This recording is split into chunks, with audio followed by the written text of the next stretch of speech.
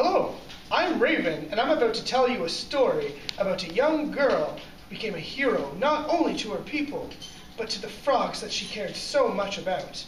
One day, while walking through the woods, the young girl heard voices that she had never heard before.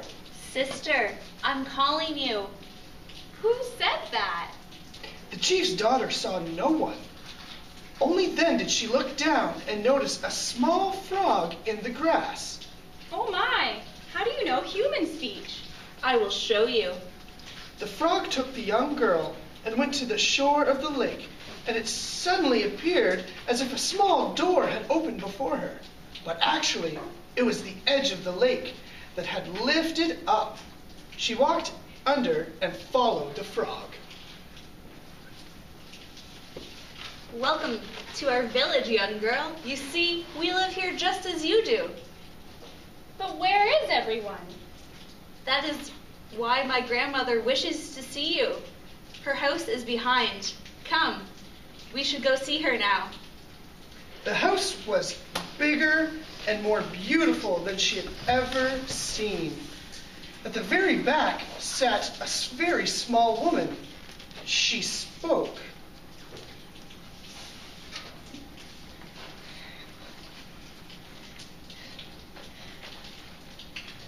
My children have been taken, and I no longer have their songs to comfort me. Do you know where my children went? No, grandmother, but I've seen boys with nets and baskets at the lake. Oh no, my children! Where have they taken my children? As the grandmother cried, the house began to shake and shake, as if it was about to fall down. The fire that was inside the house got hotter and hotter. The little frog led the young girl out of the house, exclaiming, Quick, young girl! We must return you to your village. I fear that something terrible is happening there. But how am I supposed to get back? Close your eyes and think of the lake only. Do not think of this village. The young girl did as she was told, and all of a sudden she was back at the shore of the lake. It was no longer quiet. Black fog filled the air, and thunder roared in the distance. Soon, the chief's daughter ran through the forest back to her village. What she saw surprised her. There was no one there, and the volcano was erupting, and the village would soon be destroyed. Oh no, I must check every house to make sure no one was left behind. But what are those voices in the distance?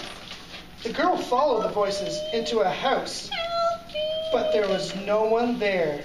She heard the voices again and realized that they were not human. They were the voices of the frogs coming from a box in the corner. Ribbit, ribbit. Oh, my relatives, come, I'll take you to your grandmother.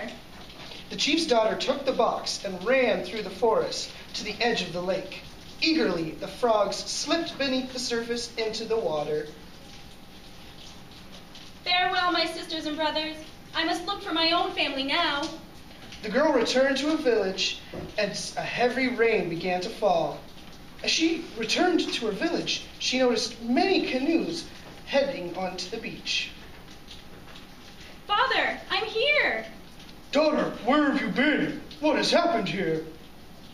The girl told her story about the frog village and the grandmother who lost her children. She spoke of the shaking of the house and the fire and the smoke. You see, the frogs, they're our sisters and brothers, so we should treat them so. But it was difficult to hear her story as the singing of the frog songs began to drown out all the noise.